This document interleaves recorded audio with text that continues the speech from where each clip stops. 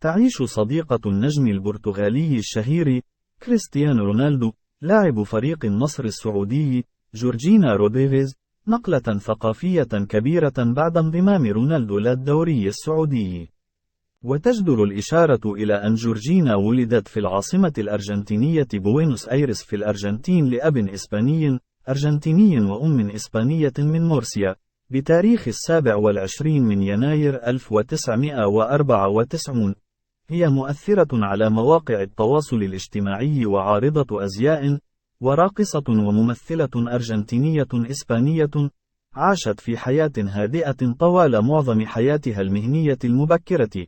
تغير كل شيء بعد تعرفها على نجم ريال مدريد كريستيانو رونالدو، حيث صارت صديقة له وأمًا لأطفاله، كما أنها ظلت بجانبه خلال انتقاله بين الأندية الأوروبية وصولاً إلى انتقاله إلى فريق النصر السعودي. وعلاقة بالموضوع، فقد عبرت جورجينا عن إعجابها بالثقافة السعودية وسعادتها بحياتها في البيئة الخليجية على عكس المتوقع. أظهرت قدرة كبيرة على التأقلم والتعايش داخل المجتمع السعودي. ووصفت جورجينا تجربتها بالانتقال للعيش في السعودية بالرائعة، قائلة: لقد استقبلونا واحتضنونا بترحيب حار، واستطعنا التأقلم بشكل جميل مع الثقافة الجديدة، ويسعدنا عيش هذا الفصل الجديد من حياتنا العائلية، حيث نمضي بالفعل أروع الأوقات في اكتشاف هذا البلد الرائع.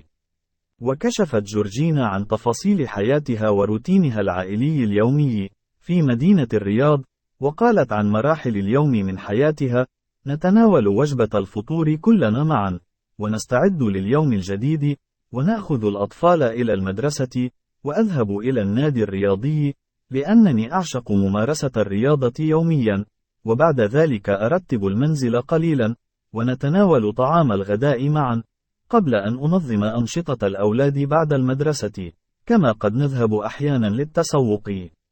وأضافت أنها تستمتع بالأنشطة المختلفة في مدينة الرياض، حيث تحب العائلة الذهاب إلى مناطق مختلفة من المدينة مثل منطقة الدرعية التاريخية، وتناول الطعام في مطاعم الرياض المتنوعة، وزيارة مراكز التسوق، وممارسة نشاطات مسلية مع الأطفال كما في البوليفارد.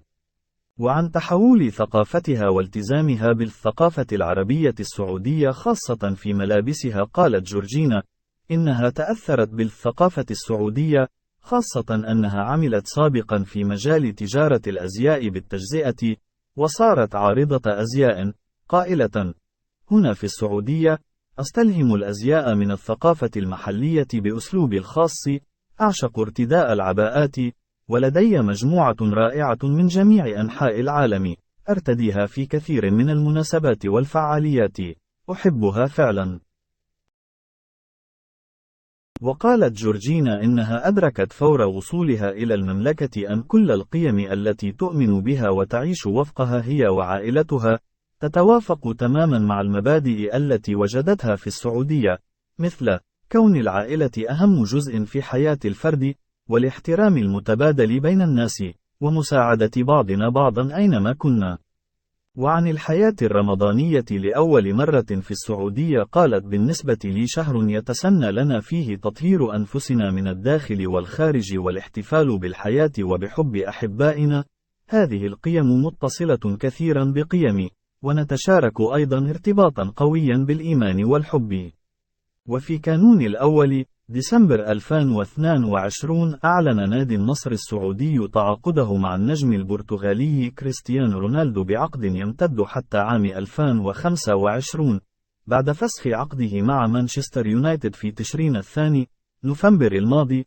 وانتقل النجم البرتغالي هو وأسرته للإقامة والمعيشة في المملكة العربية السعودية، وسط أجواء وثقافية مختلفة عما عاشه صاروخ ماديرا، وظهر عليه وعلى أسرته التأقلم التعايش مع المجتمع السعودي من أكثر من مشهد ظهر عليه النجم البرتغالي خلال احتفالاته بتسجيل الأهداف، كما ظهرت صديقته جورجينا في جميع المناسبات وها مرتديه الزي العباءات السعودية على عكس ما كانت تظهر عليه في أوروبا.